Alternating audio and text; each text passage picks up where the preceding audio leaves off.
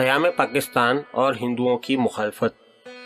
برِ صغیر میں مسلمانوں کے تشخص و تخصص کے موضوع پر انفرادی طور سے مختلف نیک خواہان ملت اظہار خیال کرتے رہے اور ہندوؤں سے اپنی الگ معاشرت، اپنے منفرد دین اور اپنی مختلف سوچ کے مختلف انداز کے باعث ان سے مل کر رہنے کی مشکلات کا ذکر ہوتا رہا۔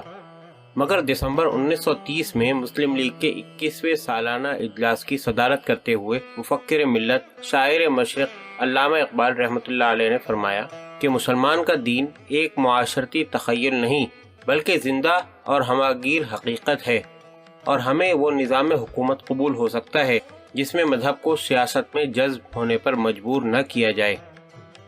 بعد میں چودھری رحمت علی نے اس تخیل کو ایک واضح اور معین شکل میں پیش کیا اور 1933 میں باقاعدہ پاکستان کے نام سے ہندوستان میں ایک مسلم حکومت کی تحریک شروع ہو گئی۔ ہندوؤں کے غیر منصفانہ رویے کے پیش نظر آل انڈیا مسلم لیگ نے 30 مارچ 1940 کے اجلاس میں علامہ اقبال کے نظریہ پاکستان کی روشنی میں اپنا طریقہ کار طے کیا۔ اس موقع پر قائد اعظم رحمۃ اللہ علیہ نے اپنے خطاب میں فرمایا، ہمارے ہندو دوست اسلام اور ہندو دھرم کی حقیقی نوعیت کا اندازہ کرنے میں کیوں ناکام رہتے ہیں؟ اسلام اور ہندو دھرم محض مذاہب نہیں ہیں بلکہ دو مختلف معاشرتی نظام ہیں۔ چنانچہ اس خواہش کو خواب و خیال ہی سمجھنا چاہیے کہ ہندو اور مسلمان مل کر ایک مشترک قومیت تخلیق کر سکیں گے۔ جن علاقوں میں مسلمان اکثریت میں تھے ان پر مشتمل ایک علیحدہ مملکت کے قیام کے ادعا ہی سے یہ بات واضح ہو جاتی ہے کہ مسلمان اسلام کے خاص اصولوں کے تحت اپنا قومی تشخص و امتیاز برقرار رکھنا چاہتے تھے۔ سیاسی جدوجہد میں بھی ہندوؤں کے قدم بقدم چل کر مسلمان اس نتیجے پر پہنچے کہ کانگریس مسلمانوں کی معتمد جماعت بننے کے زعم میں ان کی ملی وحدت کی جڑیں کاٹنے میں برابر مصروف ہے، اور مستقبل میں شدید خطرہ تھا کہ مرکز پر ہندوؤں کا غلبہ رہا تو وہ مسلمانوں کے مفاد کو بے پناہ نقصان پہنچائیں گے۔ چنانچہ خالصاً دین کی بنیاد پر ایک ریاست کے حصول کے لیے جو جدوجہد کی گئی وہ اسلام کے تمام نام لیواؤں کی دلی خواہش تھی۔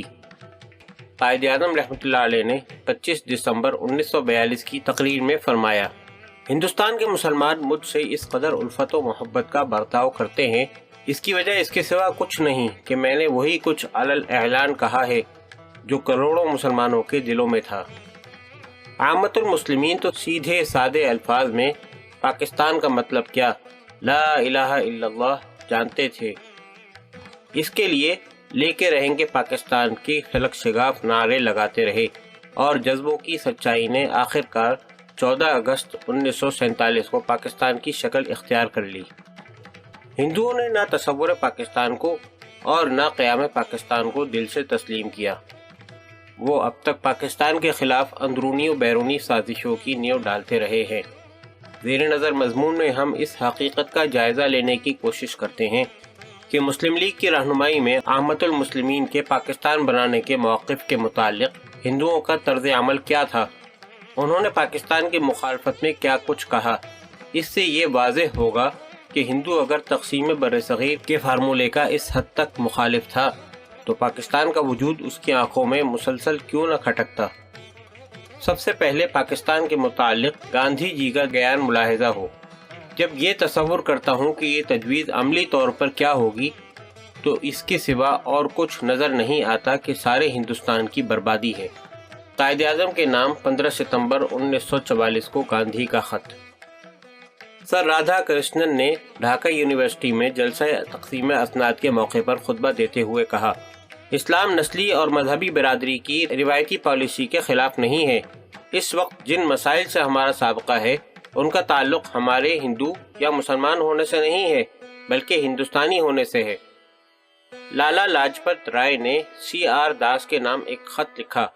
اس خط کا تذکرہ قائد اعظم رحمۃ اللہ علیہ نے 23 مارچ 1940 کے مسلم لیگ کے صدارتی خطبے میں بھی کیا۔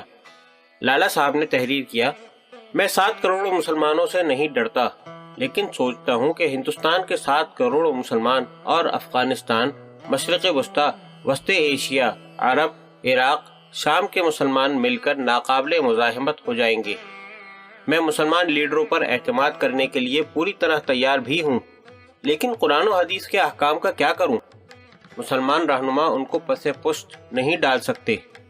مجھے امید ہے کہ اس مشکل کو حل کرنے کے لیے آپ اپنی دانائی اور دانشمندی سے کوئی راہ نکالیں گے۔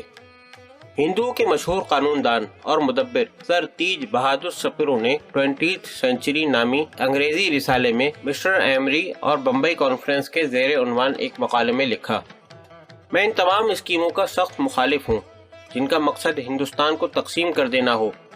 میری تجویز اب یہی ہے کہ برٹش گورنمنٹ اپنی طرف سے ایک دستور نافذ کر دے۔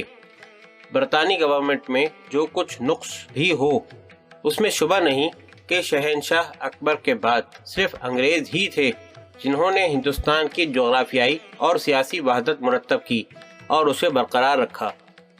پنڈت جواہر لال نہرو کو پاکستان کا مطالبہ کرنے والے کروڑوں مسلمان مٹھی بھر لوگ معلوم ہونے لگے۔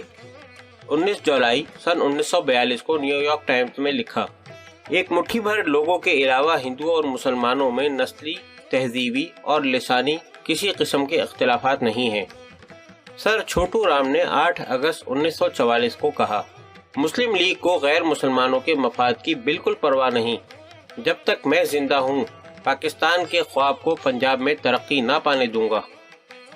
پاکستان کے مطالبے کی وجہ سے مسلم لیگ سے کانگریس کو جو خدشہ لاحق ہو گیا تھا، اس کے پیش نظر سبھاش چندر بوس نے قائد اعظم کے نام اپنے 2 اکتوبر 1938 کے مراسلے میں لکھا کہ لیگ کو اس کی توقع نہ رکھنی چاہیے کہ کانگریس اسے مسلمانان ہند کی مستند نمائندہ جماعت تسلیم کرے گی، اور ظاہر ہے کہ کانگریس نے لیگ کو مسلمانوں کی نمائندہ جماعت نہ بننے دینے کے لیے بہت سے مسلمانوں کو اور ان کی چھوٹی بڑی جماعتوں کو لالچ دیے، مگر بحمد اللہ کہ پاکستان بن کر رہا۔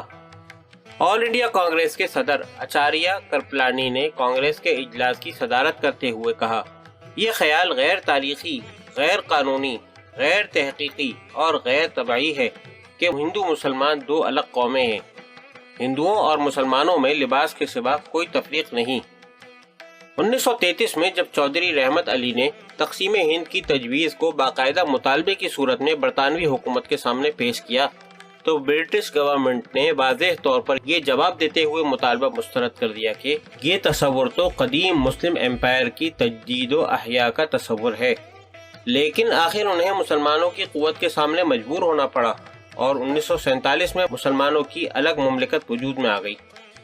اب گاندھی کے قانونی و سیاسی مشیر خاص ڈاکٹر جیکار کو سنیے۔ پاکستان کا تصور مسلم انفرادیت کا تصور ہے۔ تمام ہندوستانیوں اور انگریزوں کے لیے ضروری ہے کہ وہ ہندوستان کی وحدت کو برقرار رکھنے کے مسئلے میں دلچسپی لیں، بلکہ حق تو یہ ہے کہ ہندوستانیوں کی بنسبت برطانیوں کے اس مسئلے میں زیادہ حصہ لینا چاہیے، کیونکہ انہوں نے اپنی 150 سال کی محنت سے ہندوستانی وحدت کو پیدا کیا اور برقرار رکھا۔ ہندو مدراس، 1 اکتوبر 1941۔ خود گاندھی جی فرماتے ہیں، میرے نزدیک جس قوم کو اپنی محافظ فوج اور امور خارجہ پر اختیار نہیں، وہ آزاد قوم نہیں کہلا سکتی۔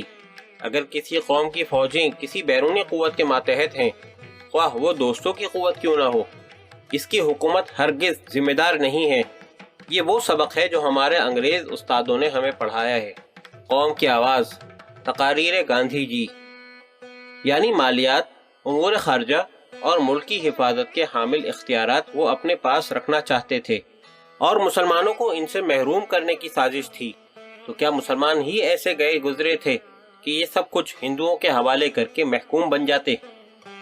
National liberal federation of India نے 14 جولائی 1941 کے اجلاس میں جو قرارداد منظور کی، اس میں کہا گیا، اب اگر کوئی خطرہ پیدا ہوا تو حکومت برطانیہ کا ساتھ دینے والے ہندو ہی ہوں گے، کیونکہ خود ہندوؤں کا مفاد بھی اسی میں ہے کہ ہندوستان ہندوستان رہے، اسلامستان نہ بن جائے۔ ہندو بہرحال ہندوستان کو ہندوستان رکھنے اور اس کے اسلامستان نہ بن جانے کے خیال سے پاکستان کے قیام کے دل سے مخالف تھے، اور اس مقصد کے لیے انہوں نے انگریزوں کی خوبیاں گنوا کر ان سے فریاد بھی کی، مگر پاکستان کو خدا کے فضل و کرم سے قائم ہونا تھا، وہ ہو کے رہا۔